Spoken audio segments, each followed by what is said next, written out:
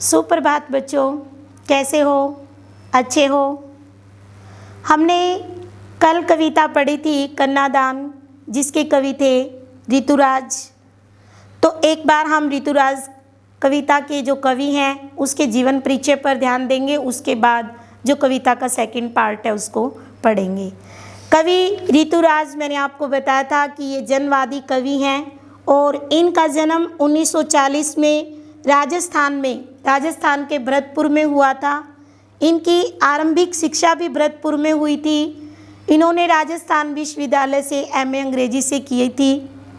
इनकी अभी तक 8 काव्य प्रकाशित हो चुके हैं, जिनमें कुछ प्रमुख हैं। एक मरणाधर्म और अन्य, पुल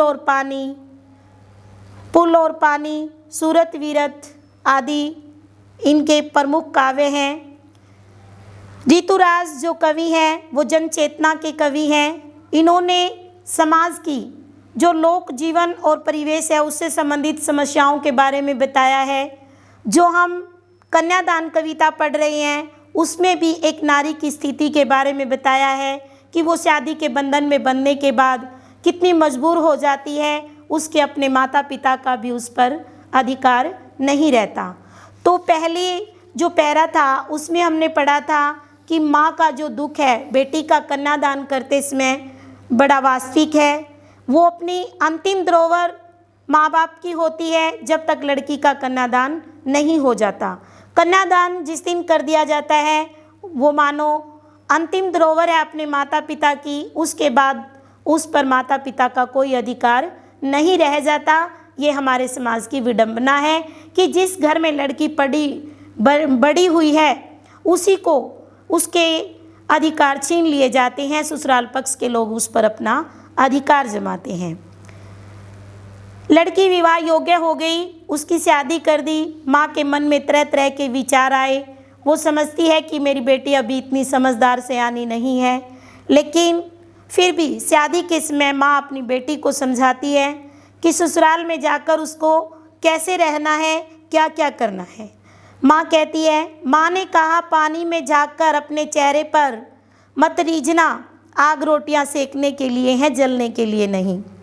माँ कहती है कि बेटी तुम अपनी ससुराल में जाकर अपनी इस कोमलता पर, अपनी सुंदरता पर मत रीझ जाना, अपनी इस सुंदरता को देखकर मोहित मत हो जाना, क्योंकि अगर तुम इस पर इतना प्रसन्न होंगी तो दर्पण में जो अपना सौंदर्य देखकर, उस पर जो दर्पण के अंदर सौंदर्य है उसको देखकर तुम उस पर मत रीझना, उस पर इतना हिताहित मत होना।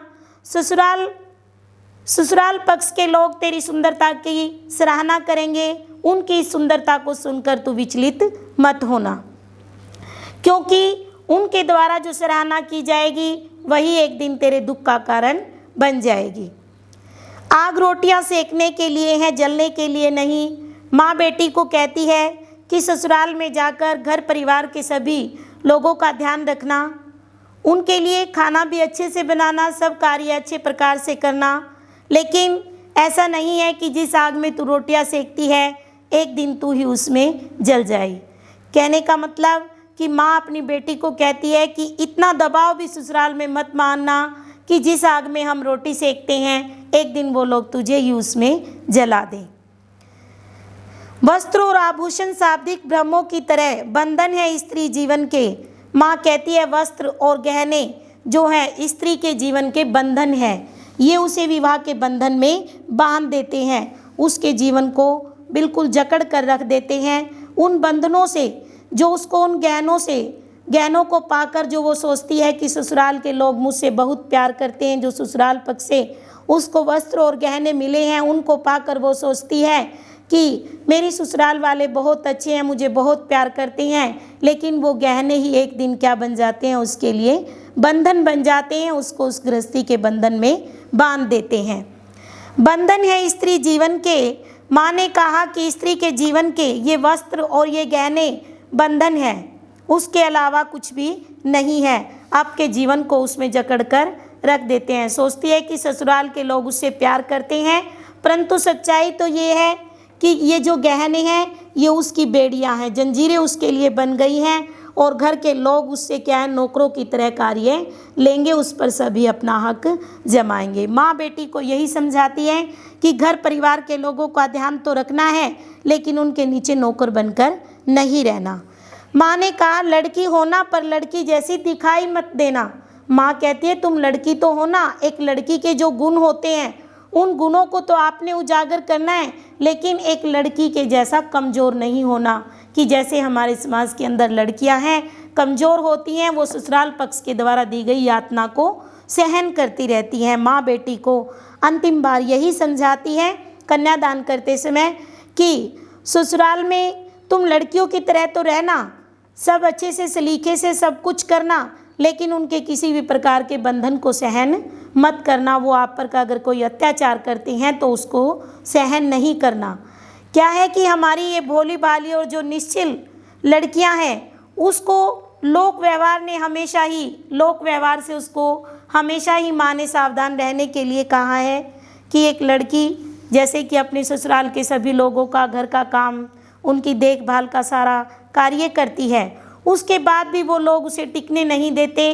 उससे सचेत होने के लिए ही यहाँ पर लड़की की माँ ने उसको समझाया है कि उनके द्वारा दी जाने वाली जो यातना है उसको आपने सहन नहीं करना, उससे आपने सावधान रहना है, अन्यथा तो ससुराल के लोग तुम्हें भोली भाली समझकर तुम्हारा शोषण करते रहेंगे, तुम्हारे ऊपर अत्याचार करते रहेंगे। तो इसमें सहज सरल भाषा है और विरोधाभास अलंकार इसमें आया है। विरोधाभास कैसे आया? एक बार तो माँ कहती है कि आग रोटियां सेकने के लिए है, दूसरी बार माँ कहती है कि आग जलने के लिए नहीं है। एक आग का काम जो जलाना, उसमें विरोधाभास उत्पन्न कर दिया। कैसे? एक तरफ तो उस आग से रोटी सेकी जा रही है, दूसरी बार उसमें कहा जा रहा है कि जलना नहीं है। तो विरोधाभास इसके अंदर आया है। पूरे के पूरे पद में उपमा अलंकार है कि एक सामान्य लड़की की तुलना, एक सामान्य जो लड़कियां हैं उनकी तुलना एक विशेष लड़की जिसको मानकर, जिसे माँ कन्यादान के समय समझा रही है, उसको विशेष मानकर उसमें उपमा अलंकार का प्रयोग हुआ है। तो पानी में झांकना, रोटियां सेकना, लड़की होना, ये क्या है? संकेत है, मुहावरे का प्रयोग किया गया, उदाहरण देकर समझाया गया है। उदाहरण देकर समझाया गया है तो इसमें क्या है? लाक्षणिक शब्दावली है। तो बच्चों इस कविता से हमें क्या सीख मिलती है कि लड़की की जो शादी होती है, लड़की को शादी के समय, जब शादी उसकी हो जाती है, उसके शादी के समय, कन्यादान के समय माँ बाप के दिल पर भी क्या बीतती होगी हमारे इस समाज के व्यवहार को देखकर, और वो अपनी बेटी को समझाते भी हैं। अपनी बेटी को समझाते हैं ताकि उसको यातना ना मिले, वो समझदारी से वहाँ पर जाकर कार्य करे। इतना कुछ करते हुए भी माँ बाप को अपनी लड़की को अलग करना पड़ता है, ना चाह कर भी उसकी शादी हो जाती है और वो वहाँ जाकर ससुराल में जब तक चैन से नहीं रहती है, अच्छे से नहीं रहती है, माँ बाप के मन में द्विधा ही बनी रहती है। तो कन्यादान आपको मैंने बताया था एक हमारे समाज की विवाह के समय की जाने वाली रस्म है, जिसको करते समय हर माँ बाप के मन में डर आ जाता है। धन्यवाद। आपने पढ़ना है बच्चों इसको।